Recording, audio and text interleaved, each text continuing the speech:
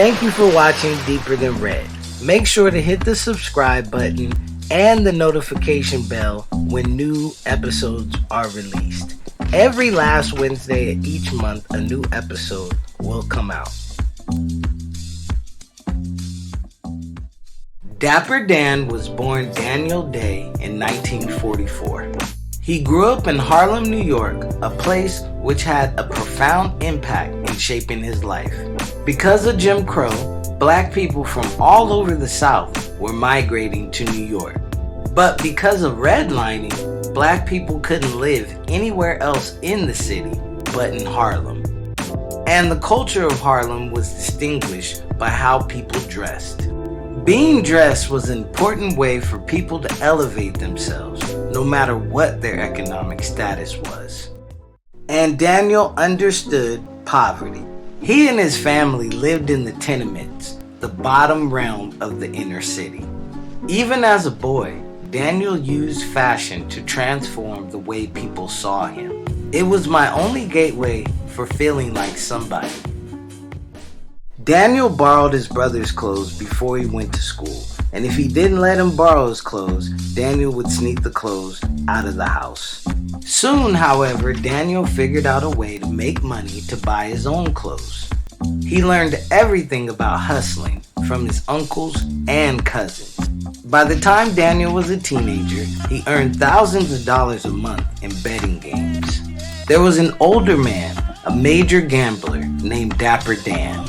He was amazed at how good a hustler Daniel had become. One day he said to Daniel, "I'm not Dapper Dan anymore. You're Dapper Dan."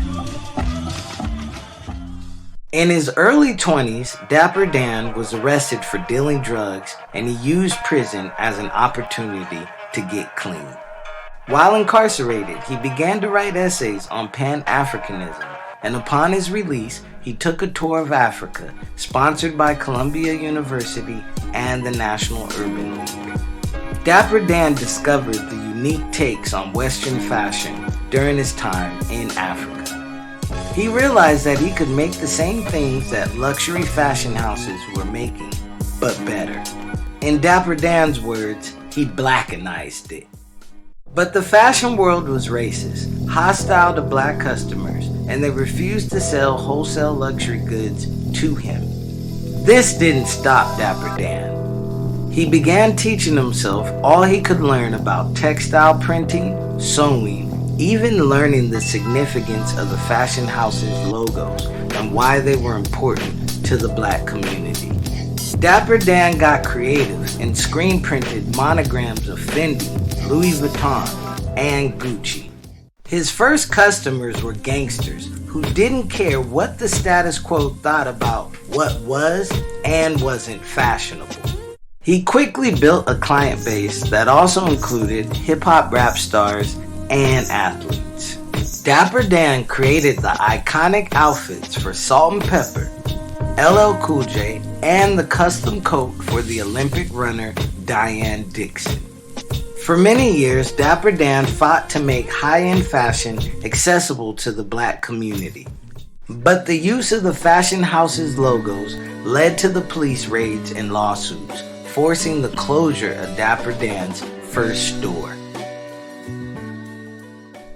However, in 2017, Gucci illegally copied the famous Dapper Dan custom-made coat for Diane Dixon. The incident immediately caused an uproar. Gucci was forced to take accountability, and the fashion house asked Dapper Dan to design a capsule collection.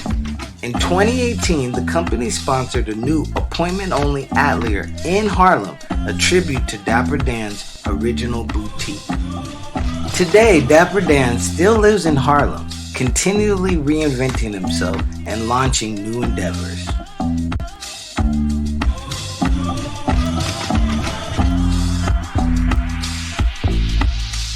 Thanks for watching Deeper Than Red. Subscribe to our YouTube channel and follow us on social media.